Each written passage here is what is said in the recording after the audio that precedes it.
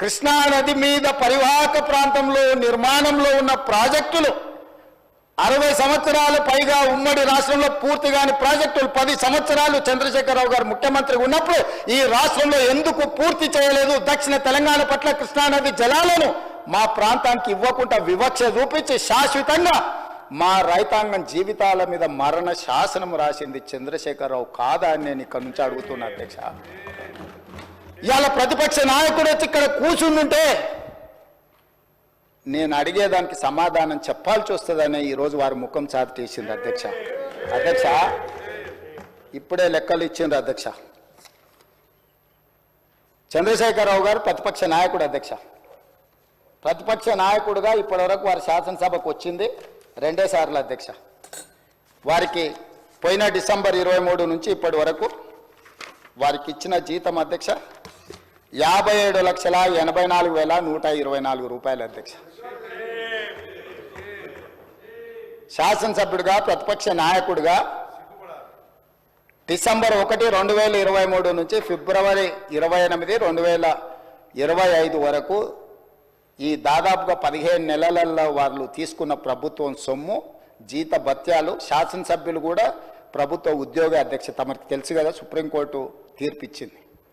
వారు 57,84,124 రూపాయలు జీత భత్యాలు తీసుకున్నారు అధ్యక్ష. 2 సార్లు ఇక్కడికి వచ్చింది, ఇప్పటి వరకు ఎక్కడికి వెళ్ళలేదు అధ్యక్ష. ప్రభుత్వ జీత భత్యాలు తీసుకొని ప్రజల్ని గాలికి వదిలేసి తెలంగాణ రాష్ట్రాన్ని కర్మకు వదిలేసిన ప్రధాన ప్రతిపక్ష నాయకుడు ఈరోజు వాళ్ళను ఇట్లా తయారు చేసి రేబీస్ వ్యాక్సిన్ రియాక్షన్ వచ్చినట్టుగా వాళ్ళు వ్యవహరిస్తుంటే ఏం చెప్పాలి అధ్యక్ష?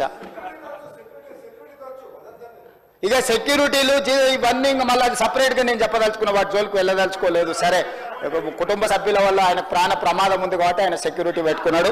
సరే, అది సహజం, అందుకే ఆయన దూరంగా ఉంటున్నాడు వాళ్ళకు చుట్టూతా పోలీసు పహారాల మధ్య అధ్యక్ష.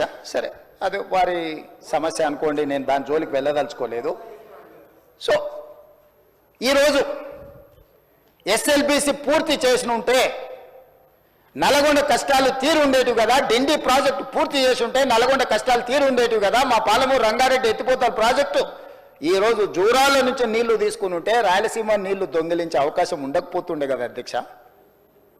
ఈరోజు కృష్ణా నదిలో మొత్తం ప్రాజెక్టుల మీద వివరాలు తీయండి అధ్యక్ష. ఎవరి హయంలో ప్రారంభమైనాయి, ఎవరి హయంలో పూర్తయినాయి, ఎవరు అన్యాయం చేసిండ్రు. పెద్దలు చంద్రశేఖరరావు గారిని రమ్మనుండి అధ్యక్ష, తమరైన వ్యక్తిగతంగా మాట్లాడండి. వారు ఏ రోజు వస్తారో వారి సభలో ఉన్నప్పుడే కృష్ణానది జలాల మీద చర్చ పెడతాము. ఈ చర్చలో ఒకవేళ మా తప్పు ఏదైనా ఉందని నిరూపిస్తే సభ సాక్షిగా చంద్రశేఖరరావు గారికి, బీఆర్ఎస్ నాయకులకు నేను క్షమాపణ చెప్తా అధ్యక్ష. ఇది నా సవాల్ అధ్యక్ష చంద్రశేఖరరావు గారికి. సవినయంగా నేను చంద్రశేఖరరావు గారికి సవాలు విసురుతున్నా. కృష్ణా పరివాహక ప్రాంతంలో కృష్ణానది జలాలలో ఈరోజు తెలంగాణకు శాశ్వతంగా అన్యాయం జరిగింది చంద్రశేఖరరావు గారి హయంలో. లెక్కలతో సహా నిరూపించడానికి నేను, మా మంత్రి ఉత్తమ్ కుమార్ రెడ్డి గారు సిద్ధంగా ఉన్నాం అధ్యక్ష. వాళ్ళ సంతకాలు పెట్టొచ్చి వాళ్ళ అఫిడవిట్లు వేసి రాయలసీమ లిఫ్ట్ ఇరిగేషన్ ప్రారంభించి 2020లో ఆంధ్రప్రదేశ్ ముఖ్యమంత్రి జగన్మోహన్ రెడ్డి గారిని ప్రగతి భవన్కు పిలిపించి పంచపక్ష ప్రమాణాలు పెట్టి రాయలసీమ లిఫ్ట్ ఇరిగేషన్ జీవో మొత్తం రాయలసీమలో ఈరోజు పోతిరెడ్డి పాడు కావచ్చు, మాల్యాల కావచ్చు, లేకపోతే ముచ్చుమరి కావచ్చు, రాయలసీమ లిఫ్ట్ ఇరిగేషన్ కావచ్చు, ఇవన్నీ కలిసి శ్రీశైలం బ్యాక్ వాటర్స్ నుంచి పర్ డే 10 టీఎంసీ, ప్రతిరోజు 10 టీఎంసీలు 60 రోజులు మనకు వర్షాలు వచ్చినప్పుడు ఉంటే 600 టీఎంసీలు వెనుక నుంచి వెనకల్నే రాత్రికి రాత్రే తరలించకపోవడానికి ఇవాళ ప్రాజెక్టులు పూర్తయినాయి. 2014 నుంచి 2023 డిసెంబర్ వరకు చంద్రశేఖరరావు గారు ముఖ్యమంత్రిగా సాగునీటి పారుదల శాఖ మంత్రిగా ఉన్నప్పుడు తెలంగాణ రాష్ట్రానికి అన్యాయం చేసింది అధ్యక్ష. రోజుకు 10 టీఎంసీల నీళ్ళని తరలించకపోయే ప్రాజెక్టులు వాళ్ళు కొడితే చంద్రశేఖరరావు నిమ్మకు నీరెత్తినట్లుంటే నారాయణపేట నియోజకవర్గంలో గవినోళ్ళ శ్రీనివాస్ అని ఒక సామాన్యమైన రైతుతోని green tribunal, national green tribunal చెన్నైలో కేసు వేయించి ఆ ప్రాజెక్టుల మీద స్టే తీసుకొచ్చి ఈ ప్రాజెక్టులో అనుమతులు లేకుండా, పర్యావరణ అనుమతులు లేకుండా ప్రాజెక్టులు నిర్మిస్తున్నారన్న ప్రాజెక్టుల మీద స్టే ఒక పాలమూరి అతి సామాన్యమైన రైతు కుటుంబం నుంచి ఒక రైతు స్టే తెచ్చిన తర్వాత మేము గగ్గోలు పెట్టి లొల్లి పెట్టి రాళ్లతో కొడతామని పాలమూరు జిల్లా రైతులు తిరగబడ్డ తర్వాత ఆ పిటిషన్లో రాష్ట్ర ప్రభుత్వం పోయి ఇంప్లీడ్ అయింది అధ్యక్ష. ఇదెక్కడ చూద్దాం అధ్యక్ష. తెలంగాణ హక్కుల కోసం శాశ్వతంగా మనకు అన్యాయం జరిగే నిర్ణయాలు ఆంధ్రప్రదేశ్ తీసుకుంటే ప్రభుత్వం కొట్లాడాల్సింది పోయి ఉద్దండులైన న్యాయ కోవిదులను పెట్టి అడ్డుకోవాల్సింది పోయి వదిలేస్తే ఒక సామాన్యమైన పాలమూరు రైతు నేషనల్ గ్రీన్ ట్రిబ్యునల్లో కేసు వేసి స్టే తీసుకొస్తే పర్యావరణ అనుమతులు ఇవ్వని అప్పుడు పోయి వీళ్ళు విధిలేని పరిస్థితిలో ఇంప్లీడ్ అయినారు అధ్యక్ష. అధ్యక్ష, నేను ఒక మాట గుర్తు చేయదలుచుకున్నాను అధ్యక్ష. చాలా మాట్లాడినారు, ఉండుంటే బాగుండేది, నేను అడుగుండేవాడిని. రోజా గారి ఇంటికి వెళ్ళి రొయ్యల పులుసు తిన్నది ఎవరు అధ్యక్ష? నేనా ఉత్తమ్కుమారెడ్డి గారు అధ్యక్ష? రోజా గారు ఒక్కసారి రొయ్యల పులుసు పెడితేనే తిని రాయలసీమను రతనాలసీమ చేసి వస్తాను చెప్పొచ్చిన మహానుభావుడు ఆయన. నిన్ను పుట్టినప్పటి నుంచి 71 సంవత్సరం వరకు పెంచి పోషించి నీకు బుక్కడి బువ్వ పెట్టి గుండెల్లో పెట్టి ఆదరించి భుజాల మీద మోసి తెలంగాణ రాష్ట్రానికి ముఖ్యమంత్రిని చేసి 2009లో కరీంనగర్ జిల్లా నుంచి వలస వచ్చి మహబూబ్నగర్కు బతకడానికి వచ్చి ఒక్క ఓటేయని మహాప్రభు అంటే నిన్ను ఎంపీగా గెలిపించి మా గుండెల్లో పెట్టుకొని చూసుకొని మేము పల్లకీలో మోసి పార్లమెంటుకు పంపిస్తే మా గుండెల మీద తంతవా? ఇది నీ నీతి, నీ జాతి.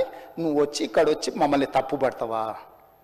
రొయ్యల పులుసు తిన్నందుకే అంత విశ్వాసం చూపిస్తావు. ఒక్కసారి రోజమ్మ పెట్టిన రొయ్యల పులుసుకి నిన్ను మోసినందుకు 2009లో నిన్ను పల్లకీలో మోసి పార్లమెంట్లో పంపించినందుకు మా పాలమూరు జిల్లాకి ఏం చేసినావు? పార్లమెంట్లో నోరు లేకపోయినా, పార్లమూరులో ఊరు లేకపోయినా నిన్ను పార్లమెంటు సభ్యుడిగా మేము ఎన్నుకొని నీకు రాజకీయ భిక్ష పెడితే మా పాలమూరు ఎండబెడతావు, మా కల్వకుర్తి ఎడారిగా మారుతుంది, మా భీమా నెట్టంపాడు కోయిల్ సాగర్, మా నారాయణపేట కోడంగల్ లిఫ్ట్ ఇరిగేషన్ని ఎక్కడికక్కడ పడవ పెడతావా? ఇదా నీ నీతి, నీ జాతి అని నేను వారిని అడగదలుచుకున్నా అధ్యక్ష.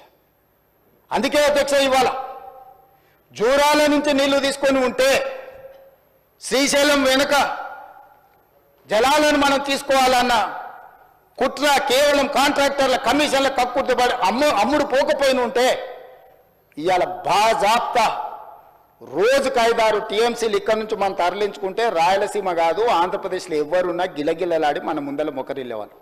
ఇవాళ ఆయన వచ్చి నిస్సిగ్గుగా శ్రీశైలం లెఫ్ట్ బ్యాంక్ రావట్లేదు, రైట్ బ్యాంక్లో నీళ్లు పోతూనే ఆంధ్రప్రదేశ్ తీసుకెళ్తుందని సిఆర్పిఎఫ్ బలగాలు ఏ రోజు వచ్చినాయి అధ్యక్ష? మీరు ఉన్నప్పుడు రాలేదా? మీరున్నప్పుడు ఆంధ్రప్రదేశ్ పోలీసులు వచ్చి తెలంగాణ పోలీసులు అక్కడ ఉన్న సిబ్బందిని తన్నిపోలేదా? మీకు అసలు పౌరుషం ఉందా? మీలో చీము రక్తం ఉందా? ఆంధ్రప్రదేశ్ నుంచి పోలీస్ సిబ్బంది వచ్చి తెలంగాణ సిబ్బందిని తన్నిపోతే కూడా సిగ్గు లేకుండా ఫామ్ హౌస్లో పండుకున్న మీరు ముఖ్యమంత్రి, మీరు ప్రభుత్వం ఉన్నప్పుడు సిఆర్పిఎఫ్ బలగాలు తిష్ట వేస్తే నాగార్జున సాగర్ ప్రాజెక్టు మీద మన్ను తిన్న పాముల్లాక ఉన్న మీరు ఈరోజు మమ్మల్ని తప్పుపట్టి మీరు చేసిన పాపాలు అన్నిటిని మా నెత్తి మీద నెట్టేసి నోరు ఉంది కదా అని వాగి మమ్మల్ని తప్పుపట్టాలనుకుంటున్నారా? ఇదేనా మీ 10 ఏళ్ల అనుభవం? ఈ అనుభవంతోనేనా మీరు మమ్మల్ని అందరినీ ప్రజల్ని మోసం చేసినట్టు సభలో కూడా సభను తప్పుదోవ పట్టించాలని ఆలోచన చేసేదని నేను అడుగుతున్నా అధ్యక్ష. అందుకే ఈరోజు ఈ ప్రాజెక్టులను పూర్తి చేయాలి యుద్ధ ప్రాతిపదికన.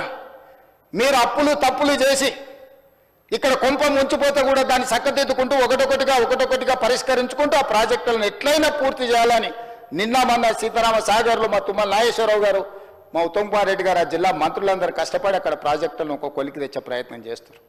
పాలమూరు రంగారెడ్డి ఎత్తిపోతలను చేయాలనుకుంటున్నాం. శ్రీశైలం లెఫ్ట్ బ్యాంక్ కెనాల్ని మేము వచ్చిన తర్వాత 10 ఏళ్ళు నువ్వు పడవ పెడితే